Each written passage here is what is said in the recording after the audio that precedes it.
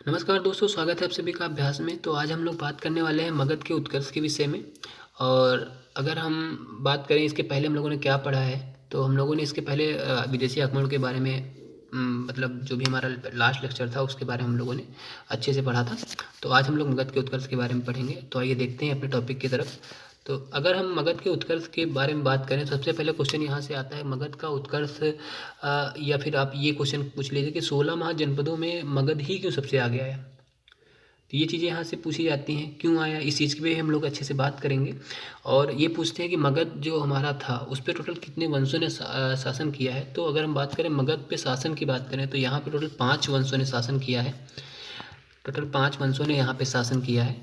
तो अगर हम 5 वंशों की बात करें, कौन कौन से वो 5 वंश हैं जिन्होंने यहाँ पे शासन किया है, क्योंकि अभी तक हम पीछे पढ़ते आए हैं कि टोटल 4 वंश ही पढ़ते आए हैं, हल्यक वंश, शिशुनाग और नंद और मौर्य। लेकिन एक हमारा अगर वंश की बात करें तो वृहद्रथ वंश है, जिसकी जानकारी केवल पुराणों और महाकाव्यों से हमें प्राप्त होती है। तो अगर हम आगे बढ़ते हैं तो सबसे पहले आता है वृहद्रथ वंश, फिर हल्यक वंश। अगर हम हल्यक वंश की बात करें तो हल्यक वंश को पितृहंता वंश भी कहते हैं। ठीक है, इसको हम पितृहंता कहते हैं। और अगर बात करें यहाँ पे जो शासक की बात करें तो अगर हल्यक वंश में अगर हम देख रहे हैं तो इसमें जो बिंबिसार हैं वो काफ़ी मतलब एक मतलब विशाल मतलब एक ये बोल लीजिए कि बिंबिसार एक मतलब महान शासक यहाँ पे निकल के आते हैं। फिर अजातशत्रु हो गए, फिर उदयन हो गए जिसको उदय भट्ट भी कहते हैं। और फिर अगर हम बात करें तो नागदशक जो इसका अंतिम शासक था। तो इसे पितृहंता वंश भी क्यों कहते हैं अभी हम लोग आगे पढ़ेंगे। क्योंकि अगर हम बात करें यहाँ मतलब जो मगध है यहाँ पे ऐसी चीज़ें हमें देखने को मिली हैं, मगध ही क्यों आगे बढ़ा। तो काफ़ी चीज़ें हमें ये चीज़ें भी सोचने वाली हैं, क्योंकि यहाँ पे मतलब आप देख रहे हैं बिंबिसार है, अजातशत्रु है, उदयन है। अभी आगे हम देखेंगे शिशुनाग वंश में शिशुनाग हो जाएंगे। फिर आप अगर बात करें तो कालाशोक की बात कर सकते हैं, या फिर जिसे काकवड़ भी कहते हैं। अगर हम नंद वंश की बात करें तो नंद वंश में हमने भी पढ़ा है महान। अगर हम बात करें घनानंद हो गए, फिर महापद्मनंद हो गए, फिर महान तो काफ़ी चीज़ें यहाँ पे हमें देखने को पढ़ने को मिलती हैं। फिर अगर लास्ट में मौर्य वंश की बात करें तो इतने मतलब एक बात करें, इतने उत्कर्ष वाले सम्राट जो हैं, या फिर इतने मतलब प्रतिभाशाली सम्राट हैं, महत्वाकांक्षी सम्राट हैं, जिन्होंने अपने साम्राज्य को इतना विस्तारित किया। तो इस वजह से मगध हमें आगे देखने को मिलता है। 16 महाजनपदों में ही ये क्यों निकल के आता है, तो इसके यही कारण थे, क्योंकि यहाँ पे जो सम्राट जो बने हैं वो काफ़ी महत्वाकांक्षी थे और इनकी जो कूटनीतियाँ थीं उनका इन्होंने काफ़ी हद तक प्रयोग किया। या अगर बात करें बिंबिसार की बात करेंगे, इनकी टोटल 500 रानियों की इनकी मतलब जानकारी मिलती है, जिनमें से इन्होंने केवल 3 मतलब जो इनकी मेन है वो 3 से ही विवाह किया था। नहीं, इनकी रानियाँ तो 500 थी अगर बिंबिसार की बात करें। तो ये सारी चीज़ें इनकी कूटनीति में थी। तो अगर हम बात करें कि मगध ही क्यों आगे बढ़ा, तो मगध की अगर बात करें तो सबसे पहले चीज़ यहाँ पे मगध क्यों आगे बढ़ा, तो मगध ही क्यों आगे बढ़ा। तो इस चीज़ पे बात करें तो मगध में अगर हम देखें तो इसका आर्थिक और भौगोलिक और राजनीतिक जो हम जैसे कि हम पढ़ते आए हैं। अगर हम आर्थिक कारण की बात करें तो मैंने यहाँ पे इस बार मैंने यहाँ पे नोट नहीं किया है, क्योंकि हर एक चीज़ में अगर नोट करना स्टार्ट बैठे ना तो पीपीटी काफ़ी लंबी हो जाती है। तो हमने इसमें नोट नहीं किया है, क्योंकि आर्थिक कारण हम बस ऐसे ही बता देते हैं, आप लोग उसको सुन लीजिएगा। क्योंकि आर्थिक कारण में क्या है कि मगध जो था वो गंगा की मध्य घाटी में था और उसकी सहायक नदियों के कारण जो थी उसके मतलब उसके आसपास ही था। तो यहाँ पे जो भूमि आप अगर देख रहे हैं जो गंगा के आसपास का एरिया होता है काफ़ी उपजाऊ होता है। तो यहाँ पे ये आप मतलब कॉमन सेंस की बात है कि अच्छी कृषि होगी हैं। और अच्छी अगर कृषि होने के साथ साथ यहाँ पे आर्थिक जो दशाएँ आप ऑटोमेटिकली सुधर जाएंगी। सिंचाई की व्यवस्था काफ़ी अच्छी मत होगी, क्योंकि गंगा जो है उसके मतलब आसपास में बसा हुआ था। तो और यहाँ पे अच्छी अच्छी किस्म हमें देखने को मिलती हैं, मतलब फसलों की किस्में देखने को मिलेंगी। मतलब काफ़ी चीज़ें हमें ऐसे देखने को मिलती हैं। धान की रोपड़ी मतलब सबसे पहले यही चीज़ हमें पता चलती है, धान की रोपड़ी यहाँ पे भी होती थी।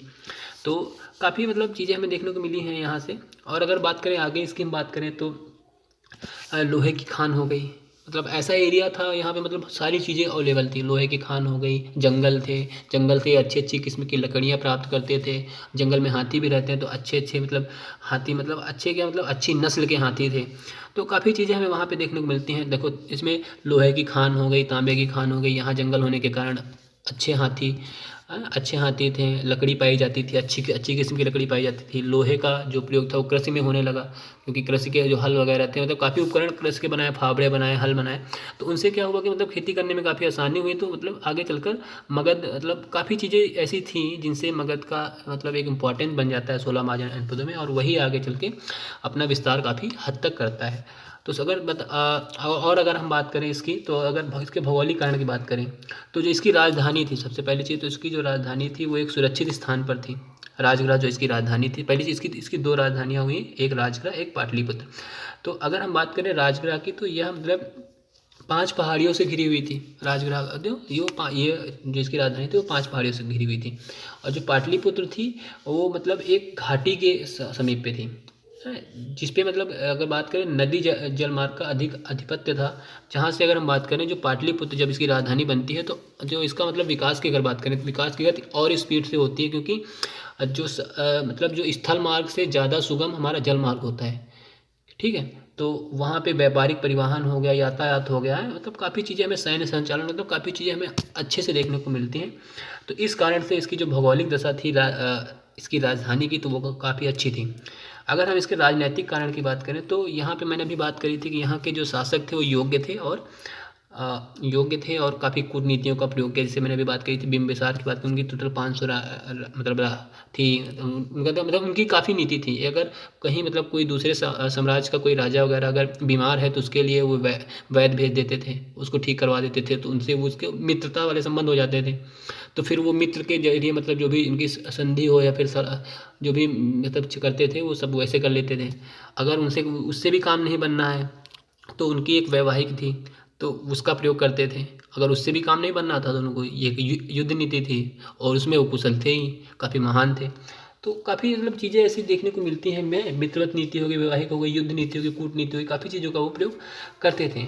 अगर बात करें यहाँ की मतलब सबसे मतलब सर्वोच्च किस्म की सैन्य, क्योंकि यहाँ देखो आप देख रहे हैं हाथी थे, हाँ हाथी, काफ़ी चीज़ें हाथी घोड़े काफ़ी मतलब अच्छे अच्छे नस्ल के थे। तो इनकी जो सैन्य क्षमता थी वो काफ़ी बड़ी थी इस वजह से। और सबसे इम्पोर्टेंट यहाँ पे मतलब मुद्रा का प्रचलन होता है, जिससे हमारे जब यहाँ से जो हमारा भारतीय इतिहास है वो काफ़ी हद तक परिवर्तित होगा, या फिर काफ़ी हद तक नहीं बोल सकते हैं, पूरा का पूरा परिवर्तित होगा, क्योंकि यहाँ पे युद्ध हो रहे हैं और मुद्रा का प्रचलन हो रहा है। एक मतलब एक अच्छे खासे साम्राज्य की स्थापना हमें देखने को मिल रही है। अभी आगे चलकर हम पढ़ेंगे, मौर्य साम्राज्य की बात करेंगे, जिसमें अगर बात करें चाणक्य का अर्थशास्त्र हम पढ़ेंगे, जिसमें मतलब सारी राजनीतिक चीज़ें हमें देखने को मिलेंगी। तो ये सारी चीज़ें थी। अगर बात करें इसके सांस्कृतिक कारण की बात करें, तो मगध का जो आर्यीकरण बहुत बाद में हुआ था। तो ये लाइन इंपॉर्टेंट उतना नहीं है, मगध का आर्यीकरण बहुत बाद में हुआ था। हमें इसमें बस ये चीज़ें पढ़नी है। इससे इसके वैवाहिक कारण हो गए, मित्रवत कारण, युद्ध नीति, कूटनीति, और जो इसके शासक थे। डेट भी नहीं पूछता है, यहाँ तक कि जो इंपॉर्टेंट डेटें होती हैं वही पूछता है। उस पर हम लोग बात कर लेंगे, क्योंकि कौन कौन सी डेटें इंपॉर्टेंट हैं। चलिए आगे बढ़ते हैं, काफ़ी बात हो गई। अगर हम आगे की बात कर रहे हैं, तो सबसे पहले आता है बृहद्रथ वंश। तो बृहद्रथ वंश की अगर बात करें, तो इसकी मैंने बात करी थी, पुराण और महाभारत में इसका उल्लेख हमें मिलता है।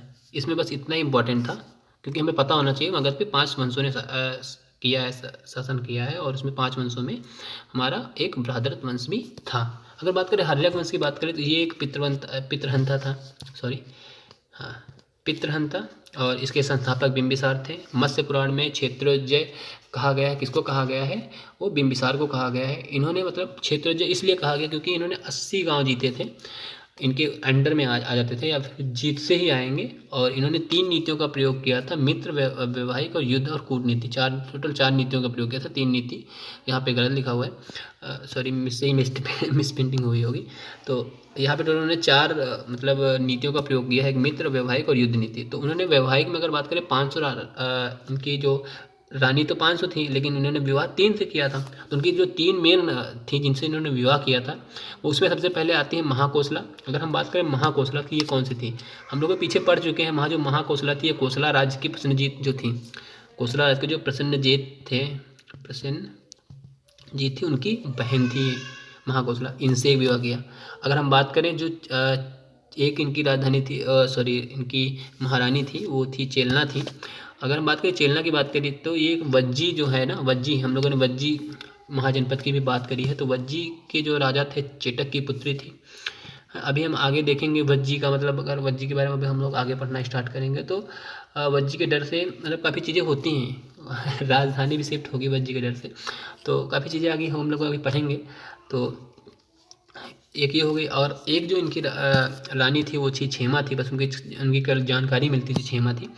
अगर बात करें इनकी युद्ध की बात करें तो इनका अगर युद्ध नीति में सबसे पहला जो इनका शिकार होता है वो अंग होता है, और अंग का ये इन्होंने सबसे पहला अपना शिकार बनाया। और अगर बात करें राजगृह की पहचान हमें किससे मतलब किससे करते हैं, राजगृह जो इनकी राजधानी थी, यहाँ पे जो इनकी राजधानी थी वो राजगृह थी। तो जो राजगृह थी वो राजगृह इनकी राजधानी थी, वो कुशाग्रपुर से उसकी पहचान करी जाती है। अभी आगे हम बात करेंगे पाटलिपुत्र की पहचान किससे की जाती है, तो वो कुसुमपुर से की जाती है। हाँ, तो आगे बढ़ते हैं। अगर बात करें अजातशत्रु की, अजातशत्रु जो थे वो उनका नाम मिलता है हमें कणिक नाम मिलता है। और जो बुद्ध जी थे, बुद्ध की मृत्यु के बाद 8 वर्ष, बुद्ध की मृत्यु के 8 वर्ष बाद ये अपनी गद्दी पर बैठते हैं। और प्रथम बौद्ध संगीति का आयोजन इन्होंने ही करवाया था कुशाग्रपुर में। अवंती के डर से राजगृह को किलेबंदी करवाई थी, अवंती के डर से, ये इंपॉर्टेंट है यहाँ पे, अवंती के डर से राजगृह जो थी इनकी, जो इनकी राजधानी थी उसकी इन्होंने किलेबंदी करवाई थी, या फिर उनके जो हमारा राजगृह थी उसकी इन्होंने चारों ओर उसकी बाउंड्री करवाई थी। हमें ये चीज़ यहाँ पे देखने को मिलती है। और बाकी वज्जी का विलय भी जो वत्सकार थे, वत्सकार की सलाह पर वज्जी का विलय ने अपने मगध में किया था। इतनी चीज़ें हमें अजातशत्रु के बारे में पता होनी चाहिए, क्योंकि इनका जो नाम था वो कणिक नाम मिलता है। और बुद्ध की जो मतलब मृत्यु के 8 वर्ष बाद ये अपने गद्दी पर बैठते हैं। आगे बात करते हैं। तो अगर आगे हम बात करते हैं तो इसमें उदाइन मेन है, उसके बाद इसमें उदाइन है, इनके बारे में थोड़ा हमें पढ़ना है। बाकी अनिरुद्ध जो हैं उनके बारे में कोई जानकारी नहीं मिलती है, और मुंडक के बारे खाली नाम मिलता है, और बाकी उनके जो चीज़ें हैं उन चीज़ की जानकारी नहीं मिलती है। अगर बात करें नागदशक जो इनका सबसे अंतिम था, किसका था, जो हमारा अभी हम पढ़ रहे हैं हर्यक वंश, हर्यक वंश का सबसे अंतिम शासक था नागदशक। इसके बाद शिशुनाग वंश आएगा, और इन्हीं का एक अमात्य था शिशुनाग, जिसने हत्या कर दी थी, बनारस के अमात्य थे। और नागदशक की हत्या बनारस के उपराज्यपाल शिशुनाग ने की, वो एक अमात्य थे। ठीक है। इनकी मतलब उदाइन की अगर बात करें तो इन्होंने राजधानी पाटलिपुत्र की, बस इतना हमें जानकारी मिलती है, क्योंकि इन्होंने राजधानी अपना स्थान मतलब बदल दी थी, ये चीज़ें थी। अब हम बात करते हैं शिशुनाग वंश की। अगर शिशुनाग वंश की बात करें, शिशुनाग वंश के जो संस्थापक हैं वो शिशुनाग हैं। ये कौन से थे, ये जो शिशुनाग थे ये बनारस के अमात्य थे। अवंती व वत्स दोनों को मिलाया मगध में, सबसे बड़ा काम इन्होंने किया था, अवंती और वत्स को दोनों को मिलाया था। पाटलिपुत्र से वैशाली अपनी राजधानी बदली किस है, वज्जी संघ के लिए। ठीक है, क्योंकि वज्जी जो संघ था वो काफ़ी मतलब ये था कि काफ़ी इम्पोर्टेंट एक मतलब एरिया था, जिसको अभी आगे हम लोग पीछे पढ़ चुके हैं, वत्सकार की सलाह से उसको मिलाया गया था मगध में। और तो उसी के लिए उन्होंने अपनी राजधानी बदल के पाटलिपुत्र से उन्होंने वैशाली कर दी थी। और 100 वर्ष में जो होती है मतलब बौद्ध संगीति, उसका आयोजन हुआ था कालाशोक के, उसमें कालाशोक का अगर बात करें तो कालाशोक जो थे, सॉरी, कालाशोक को काकवाड़ कहते हैं, जो वैशाली से पाटलिपुत्र, इन्होंने क्या किया, शिशुनाग ने किया, पाटलिपुत्र से अपनी राजधानी ले गए वैशाली, और इन्होंने वैशाली से अपनी राजधानी पाटलिपुत्र ले के आए थे। आगे बात करते हैं नंद वंश की। अगर बात करें तो जो नंद वंश है यहाँ के जो संस्थापक थे वो महानंदिन थे। अगर बात करें इसके वास्तविक संस्थापक की बात करें तो वो महापद्मनंद थे। तो ये एक दासी पुत्र थे महापद्मनंद, ये चीज़ हमें पता होनी चाहिए। और सबसे इम्पॉर्टेंट चीज़ थी, जो महापद्मनंद थे उन्होंने जैन धर्म को अपनाया था। वो अपने आप को मतलब परशुराम का अवतार मानते थे। परशुराम का अवतार इसलिए मानते थे क्योंकि उन्होंने जो ना एक ब्राह्मण थे और क्षत्रियों को नष्ट किया था उन्होंने, ठीक है, सर्व क्षेत्र संहारक उनका अपने आप को बोलते थे। भार्गव भी उनको कहा जाता था, एक राट एक छत्र भी कहते थे। और अगर बात करें इनके समकालीन ग्रंथ की बात करें तो इनके जो समकालीन ग्रंथ थी या फिर वो थी तो पाणिनि की अष्टाध्यायी इनके समकालीन हमें देखने को मिलती है। तो आदि चीज़ें थी यहाँ पे। अगर बात करें हम महापद्मनंद की बात कर रहे हैं तो महापद्मनंद जो थे तो वहाँ पे एक कलिंग में एक खारवेल अभिलेख है। कलिंग के खारवेल अभिलेख में ये जानकारी मिलती है कि जो महापद्मनंद था वो कलिंग में एक तनुश्लिंग नहर का बनवाई थी, तनुश्लिंग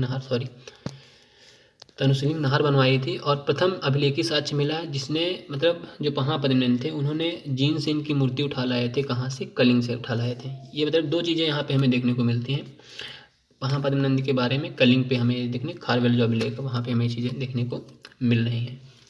ठीक है, आगे बात करते हैं। तनुश्लिंग नहर, ये बहुत इंपॉर्टेंट पूछता है, तनुश्लिंग नहर किसने बनवाई थी, तो वो महापद्मनंद ने बनवाई थी। कहाँ, कलिंग में बनवाई थी। ये हमें खारवेल अभिलेख से जानकारी मिलती है। आगे बात करते हैं। अगर घनानंद की बात करें तो घनानंद लास्ट था जो हमारा नंद वंश है उसका लास्ट शासक यही था घनानंद, जिसके शासनकाल में सिकंदर का आक्रमण हुआ। सिकंदर के आक्रमण की अगर बात करें तो यूनानी ग्रंथ में अग्रमिज शब्द का प्रयोग हुआ है। किसके लिए? घनानंद के लिए प्रयोग हुआ है। अग्रमिज सबसे इंपॉर्टेंट चीज़ है। यूनानी ग्रंथ में घनानंद के लिए कौन सा शब्द प्रयोग हुआ है? वो अग्रमिज जो शब्द है उसका प्रयोग हुआ है। और सिकंदर एक यूनानी था। यूनानी ग्रंथ में इस चीज़ का उल्लेख मिला है, क्योंकि सिकंदर आया तो था लेकिन उसने मगध पर अपना आक्रमण नहीं किया था, क्योंकि उसके बाद अपने सैनिकों के साथ हम लोग पीछे पड़ चुके हैं। सिकंदर के बारे में अपने विदेशी आक्रमण पढ़ा था। सिकंदर वापस जाता है, उसके बाद उसकी मृत्यु हो जाती है। ठीक है, वेरी गुड। अगर बात करें तो यहाँ पे क्या इंपॉर्टेंट है घनानंद में पढ़ने में, यहाँ पे ये इंपॉर्टेंट था कि इसके दो मतलब अमात्य थे या फिर दो इनके सलाहकार थे, कुछ भी आप इनको बोल लीजिए। एक था सकटाल, एक था स्थूलभद्र। ठीक है, ये चीज़ें हमें पढ़नी है। और अगर बात करें विद्वान की बात करें तो इनके जो घनानंद के साम्राज्य में काफ़ी विद्वान थे, जिसमें वर्ष आ जाते हैं, उपवर्ष आ जाते हैं, वरिरुचि आ जाते हैं, कात्यायन आ जाते हैं। कात्यायन की वर्तिका इसमें ही लिखी गई थी। जो कात्यायन ने अपनी एक रचना करी है वर्तिका, वो इसमें ही लिखी गई है। तो अगर हम आगे इसमें देख रहे हैं तो घनानंद की मृत्यु के कारण थे चंद्रगुप्त मौर्य ने। इनके अगर मृत्यु के कारण की बात करें तो इन्होंने मतलब क्या किया था, सबसे अधिक कर लगाया था, जिससे जनता में बहुत ज़्यादा रोष था। जनता में रोष होने के कारण मतलब जनता भी बहुत ज़्यादा इनसे मतलब बिल्कुल मान के लिए बहुत ज़्यादा ऊब चुकी थी। और उसने चंद्रगुप्त का साथ दिया, और चंद्रगुप्त के साथ देने के बाद चंद्रगुप्त ने चाणक्य की सहायता से घनानंद की पर आक्रमण किया और अपने मौर्य साम्राज्य की स्थापना की और घनानंद की मृत्यु कर दी। ठीक है, घनानंद की मृत्यु हो जाती है और फिर मौर्य साम्राज्य आता है। अगर हम अब आगे हम पढ़ेंगे मौर्य साम्राज्य, तो मौर्य साम्राज्य इस वीडियो में नहीं आता, तो मौर्य साम्राज्य के लिए हम लोग अलग से वीडियोस पढ़ेंगे। इसलिए इसमें अगर आप देखेंगे तो फ्रंट में इसमें केवल 4 ही वंश के बारे में हमने लिखा था, 4 वंश। तो इसमें जो 4 वंश के बाद लास्ट आएगा मौर्य वंश, टोटल 5 वंश हो जाएंगे, 5 वंश हो जाएंगे। तो हम लोग मौर्य वंश के बारे में काफ़ी अच्छे से पढ़ेंगे। अभी जो नेक्स्ट वीडियो इसका आएगा मौर्य वंश आएगा, जिसमें हम लोग चंद्रगुप्त के बारे में पढ़ेंगे, चंद्रगुप्त के बचपन की चीज़ें पढ़ेंगे और चाणक्य के बचपन की चीज़ें पढ़ेंगे और काफ़ी चीज़ें पढ़ेंगे। काफ़ी इंपॉर्टेंट अगला वाला लेक्चर होगा, क्योंकि चंद्रगुप्त ने ऐसे एक साम्राज्य की स्थापना की थी जिसकी नींव अभी तक पड़ी हुई है। ये चीज़ आप ध्यान रखिएगा। आज के लिए इतना ही था। Thank you so much.